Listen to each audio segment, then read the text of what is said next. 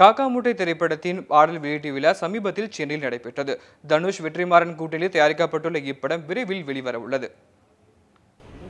எப்பவும் போல வெற்றிமாறன் வழக்கமாக என்கிட்ட நிறைய ஸ்கிரிப்ட்ஸ் கொண்டு வருவார். அவர் கதை சொல்லிகிட்டே இருப்பார். இப்போ நம்ம நடிக்கணும்னாலே ஒரு 10 கதை கிட்டத்தட்ட கேட்போம்.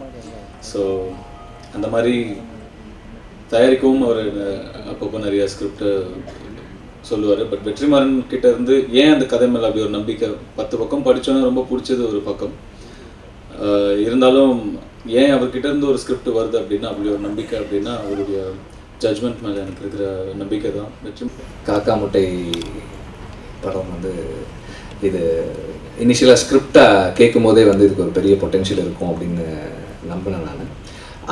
அதுக்கேற்ற மாதிரி இந்த ப்ராஜெக்டில் இது